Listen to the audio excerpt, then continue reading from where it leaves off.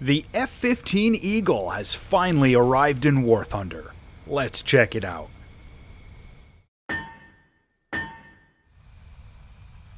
The American experience with air combat during the Vietnam War was quite a surprise to a lot of the senior leadership who expected to achieve uncontested air superiority and were shocked to actually lose planes in air combat. This sparked a whole flurry of analysis, planning, and different projects for new fighters in the late 1960s.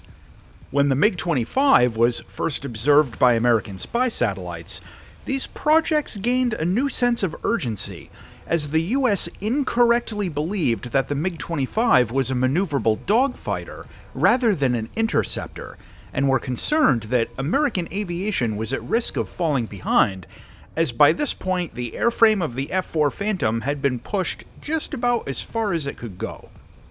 After a significant amount of infighting between the American aviation companies, and really even between the different service branches, a few of the new aircraft proposals were selected for prototyping, and the first F-15 Eagle was rolled out in July of 1972.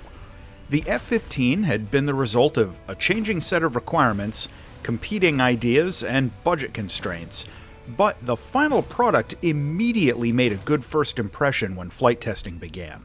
The new fighter carried a powerful radar set, had advanced hydraulically boosted controls which allowed for impressive maneuverability for such a large aircraft, it was fast, and it carried a heavy payload. Quite importantly, planners recognized that the airframe still had a lot of untapped potential, and that the F-15 would be pretty well suited for future upgrades and new weapon systems over the coming decades.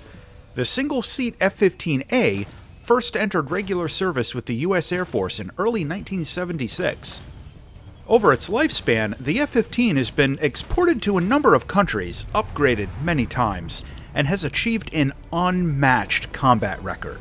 While F-15s have been hit and damaged in air combat a couple of times, none have actually ever been shot down, compared against over 100 air combat kills by the F-15.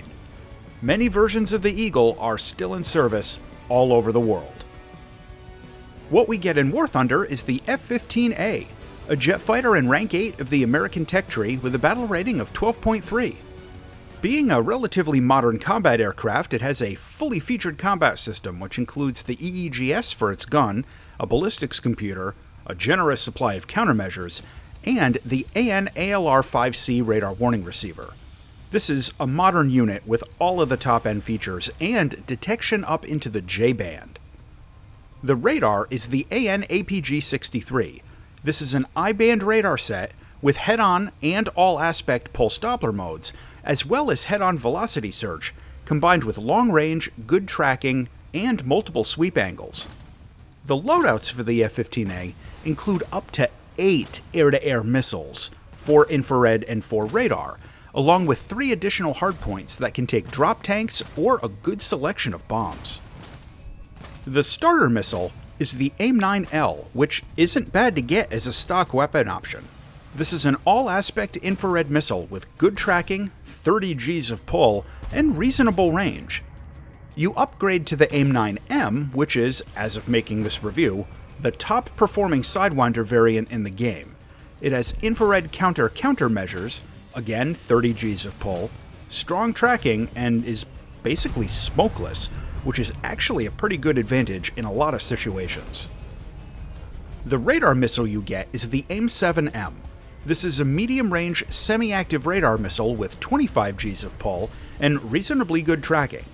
Since they haven't added the AIM-120 as of making this review, the 7M will be your only BVR weapon. For ground attack, you get the GBU-8. This is a huge TV-guided bomb, and you can take 3 of them. They're a credible threat to ground targets, but more on that later. The flight performance of the F-15A is simply amazing. The defining characteristics of this plane are engine power combined with agility. One of the first things you're going to notice about the F-15 is that this jet has amazing acceleration at basically all airspeeds, and it's got a very strong thrust-to-weight ratio. Very shortly after takeoff, if you don't have a huge weapon load and you're not completely maxed out on fuel, the F-15 is capable of an almost vertical climb, losing only minimal airspeed all the way up to its ceiling height of over 16,000 meters. Not that you'll find yourself climbing that high very often in War Thunder matches or anything, but you can, and quickly. In addition, its top speed is excellent, and at high altitude you can push almost 2,500 kilometers an hour and close to 1,400 at lower altitudes. In terms of its general agility and level of maneuverability, the news is pretty good, but there are still a couple of minor caveats to know about. This plane has an excellent turn rate, and it can snap into high-G maneuvers fairly quickly at most airspeeds. One big consideration, though, is fuel weight. The F-15 carries a significant amount of internal fuel, and that fuel is pretty heavy. You're going to find that in addition to the usual considerations for external loadouts, corner speed, and pilot blackout, the amount of fuel weight you're carrying is going to significantly impact the overall maneuverability of this jet, especially if it hasn't dumped off its drop tanks yet. Now, the plane has developed an early reputation for wing rip problems, but that's easy to avoid. Just don't go into corkscrew rolls while pulling the elevator to max deflection at supersonic speeds. If you wait for subsonic speeds before pulling insane max G flick rolls, you'll be fine. Taking the F-15 out in air battles is a lot of fun. This plane can credibly perform just about any type of mission you want to fly with it. It can climb up for high-altitude combat and BVR missile jousting. It can do low-altitude dogfighting, even ground attack. As I mentioned previously, though, the fuel load is something to consider, and you're going to want to set up your loadout and drop tanks carefully depending on your personal playstyle. When you get this thing into air combat, the AIM-7M is going to be, for now, your only BVR weapon.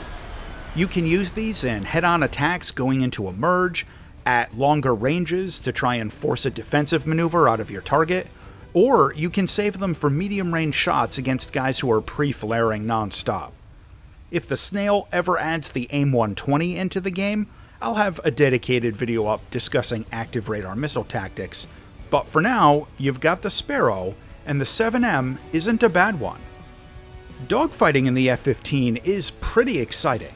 You've got the EEGS for the cannon, tons of ammo, and good all-aspect missiles.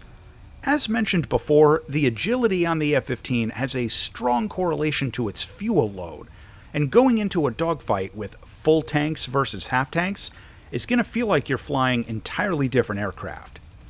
The other big advantage the F-15 has is its generous supply of countermeasures, 240 to be specific.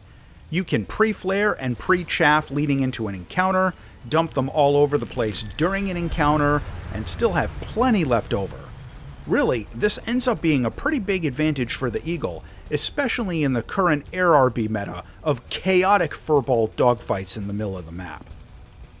In terms of ground attack, this jet can take a huge load of bombs for taking out bases or AI ground units, but I'm gonna suggest that you stick to air combat after you're done grinding the upgrades. For close air support, the combination of TV-guided bombs, the M61 cannon, and strong air combat performance makes the F-16 a pretty good choice overall, but as usual for top-tier close air support, the Pantsir S1 exists and remains pretty much a hard counter, so just be mindful of that. Visually, what can I say? The F-15 is a beautiful aircraft. You get 2 paint jobs for it, but I'm sure more are going to come later, and there are already some good player-made ones up on War Thunder Live.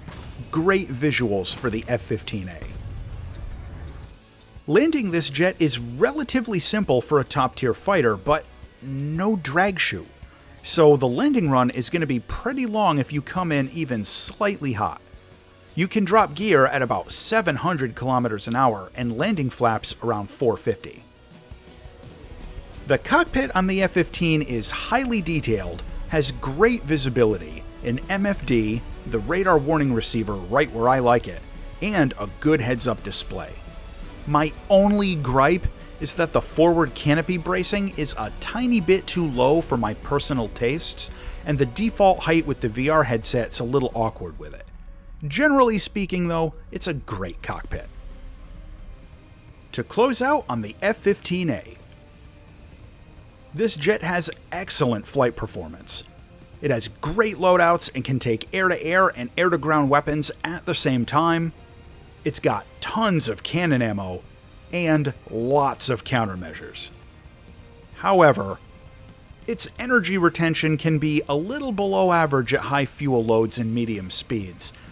The lack of a helmet-mounted targeting setup is a small but noteworthy disadvantage against some of the other top-tier jets, and it's physically a very big target in a gunfight. The final verdict on the F-15A is that this is absolutely worth the grind. This jet is tons of fun to fly, and will remain competitive in air combat for a long time to come. The F-15A absolutely lived up to my expectations. As always, thanks for watching.